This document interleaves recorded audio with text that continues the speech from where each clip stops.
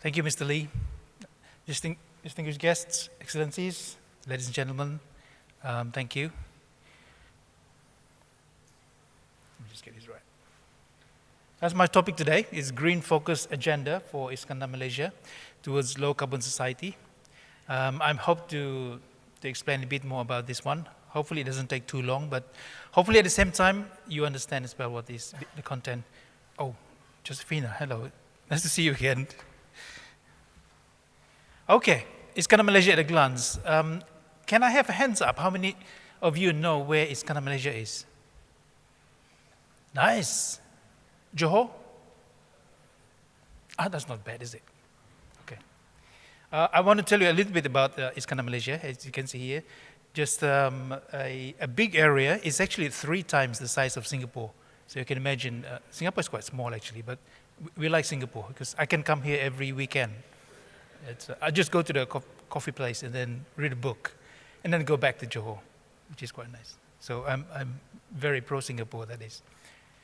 As you can see that with Iskandar Malaysia, the size is 2,200 square kilometers. It's big in that sense. But the way we are focusing development here is looking at areas. So we've put together areas called flagships, 5 of them within the area. And I'm just going to talk a little bit about that as prelude to what Mr. Lee was saying about how to bring investment into Iskandar Malaysia. And I hope that through these slides, it will entice you in some way, at least to come and pay us a visit and say hello and see what you think. Okay, flagship A is, okay, sorry. Oh, that's too fast. Okay, flagship A is essentially the city of JB. We call it, is Johor Bahru. Over there, we are very much a cocoon area, if you like, but we want to expand and we want to do something for Johor area. At the moment, it's a very historic place, but not obviously in the sense of listed buildings and conservation areas as you would in the United Kingdom, for example. It's very much some history, but a very good history as a basis of one of the areas that we're producing culture and heritage policies to go in there. Can I just move this a bit? Okay, on B is our center of development at the moment. If you go there, it's a huge area called Nusa Jaya, flagship B, and it consists of a lot of development, one of them being the EduCity, what's called EduCity. Here, a lot of the universities from around the world are concentrated, notably from the United Kingdom. We have Reading University, we have Southampton University, and a medical faculty for the Newcastle University in the UK. So very strong brand in there. We also have Marlborough College. That's the first one outside the United Kingdom.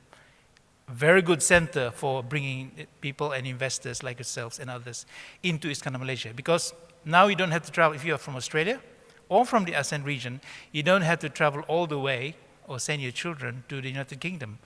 They have a facility, a college, which is a branch of the main college in the UK in Iskandar Malaysia. So it's again a very strong focus for those who want to come in and invest in Iskandar Malaysia and to live and to work and to play, which is some of our motto.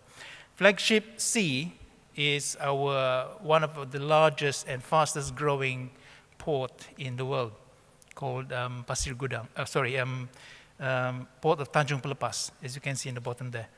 Logistics are happening there, very strong presence by Maersk, for example, and very, very prominent location, complementing what is already happening in Singapore.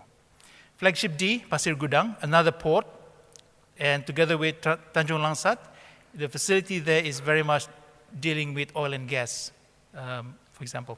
And flagship E is where our airport is, which is the center hub for our logistical faculties. As well as you can see there, if I can show this, here, University of Technology Malaysia, a very prominent and close working relationship with Iskandar Malaysia. I will come to discuss and talk about a bit more later. Okay, so this is the topic of my agenda called the Green Focus Agenda for Iskandar Malaysia. Essentially, when we do this development in the 5 flagships and the whole, of course, the 2,000 plus square kilometers, we look at it in terms of a green focus ideals rather. So we look at the global sense. We only live in one planet. We need to do this properly. If we want investors to come to us, we want the investors who are conscious about the planet, about climate change, about mitigation, resilience, about being carbon and good carbon footprint or less footprint, if you like. So the focus of our comprehensive development plan, I will show that later on, is all this, which means we are looking at all facets and sectors of development in the sense of a green approach. So as you can see there, environmental planning at the top, and I'll go clockwise. Then you go social development, infrastructure, solid waste, economic development. I highlighted that because obviously we are an economic region. We want to bring investors, but we also want the best and good, responsible investors into Iskandar Malaysia.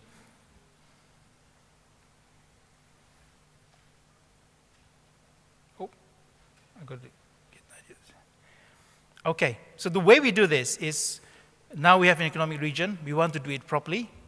So we look at how we're going to address the connection between bringing investors in from outside and from within. So as you can see on one side, we look at federal policy, the National Physical Plan and development plans of the 5 authorities within Iskandar Malaysia. We said to them, we need to work together. And we have commissioners at federal level and local level to look at how investments can come in with a ready approach for them, if you like. Normally, if it goes through the authorities, it will take at least 3 to 6 months to get plans approved. If we go through Iskandar Malaysia, then we can get it done within 3 to 4 weeks, or even less, depending on the size of the development. The importance of this is that we have commissioners who can deal with federal entities. As you know, in maybe other countries too, it's very much because we are different layers of governance. We have a federal government, we have a state government, districts, and a local level, village level. So all this need to work together. What Iskandar Malaysia does is ensuring that we have a clear line to go to the top people and to the state. So if you are coming in with your investment, what we do is we connect you with people at federal level, with the international trade industry, for example, so that it's easier. By doing that, it focuses attention on all those involved to say, let's get this investor in because they are very good, they're responsible. We want them to come to Iskandar Malaysia, but we don't want them to wait. Investment could easily go somewhere else if it takes 3 to 6 months or longer to get the applications approved. So we say to them, come in, we can help you deal with that. We facilitate you and get things done. And then when it comes to the local level, we have also the state commissioners dealing with that. So it's a clear line, if you like, from A to the north. So again, you can see that what we're looking for in terms of all this. Workforce, all of these are very, very important. The green economy is what we are focusing on now, i.e. how do you marry environment and having an economic base that's very, very strong and can bring in investments. So we're trying to attract you in the sense of we're looking at green growth. We're looking at the planet as a whole. How do we bring you in is what we are asking everyone. Investments, tax relief, incentives that we can bring you in, putting you into the right flagship areas for the type of industry that you are thinking of investing. So all these are very important. And we look at this in terms of my role, which is Iskandar Regional Development Authority, how to implement, how to comply, enforce. We monitor the progress and review and give you the best. If you need land in a certain area, we park you in a certain location in a flagship. And if you say, I need land in the next 20, 30 years, we allow you to expand in that area.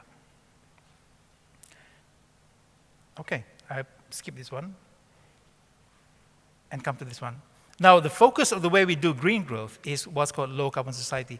It's very much policy-based, but of course, it's important for us to have a basis of how we're going to run an economic region this size. It's a big entity, if you like, to address and to focus on. So we work together with other ASEAN countries. As you can see, the Iskandar Malaysia is one of the places that have been looked at very carefully. Now we are being looked at by other ASEAN countries and by the world because we are telling the world and the investors and developers, come to Iskandar Malaysia, but come with a good intent. And that's how we see things. So the focus for us is very much the Green Focus Agenda in terms of looking at low carbon Asia in total. ASEAN countries, through this project that we're doing called Low Carbon Society Scenarios for ASEAN Region, they are looking specifically at Iskandar Malaysia as the model for how are things going to be done, marrying economics and environment together. And as UN SCAP was saying, it's a double dividend. If you can work it out very carefully, it has a lot of pluses. Actually, there's more pluses doing it in terms of marrying economics and environment to get things and investment better. I think Singapore is already doing that in a very, very good way. And we are learning from Singapore. A lot of things are happening here very well. Tokyo, in Japan, and other places. The comprehensive development plan, if I just focus you on that iskandarmalaysia.com.my, we have a lot of information in that website to tell you about what we can do, what incentives we can bring in, and how we can attract you to come. We very much would like for you to come and at least speak to us initially over here or in other places. So as you can see there, our development strategies focusing on balanced development, TODs, we're looking at key economic areas as a focal point for growth. Part of that is the 5 flagship areas that we're talking about. We also want to have livable, walkable cities, which is the theme of this particular conference. And the blueprints that we've prepared are all focused towards making sure that the green growth happens. We're already doing that rather than just saying, oh, we are still starting this, but we're actually doing these things already. And many of the blueprints that we've prepared are focusing on that. Transport, for example, we look at energy. Human capital is a very important part of government policy, my government, the federal government. And we want to ensure that we bring in talents from outside. As Singapore is doing, you want the best to come to invest and to work in your region. We are doing the same thing in this way. And more importantly, we are producing a low-carbon society blueprint, which charts the way we're going to run things. And some of the things are already working, if you can have a chance to speak to on later on. I'll skip that one. So the way we're doing it, as you can see, we are building a strong, the word sustainable is very important, metropolis of international standing. So that's how we're going to approach the way we do things here. We have actions that leads to how we're going to do it, and some of the things are doing here. And finally, I just want to talk about this one, how green growth and environment works together very well. So I'm just updating you some of the things we're doing. For example, environmental sustainability development. We want investors to come with good intent, and we want to focus on how we're going to work together. Many things are already happening through this process. We have Legoland, which is going to open in September, not far from now. 15th September is our target date. EduCity is already happening very fast. We have students coming in already. Logistical, biocell, oil and gas in Pasir Gudang area. All of these are happening, but we are conducive and attractive to a lot of investment. Previously, when we started this, and by the way, we are only about 4 to 5 years old, very, very skeptical people from around the world. They say, oh, could be a white elephant. But if you go there now, you can see what is already happening and what's working. So, working together is really important.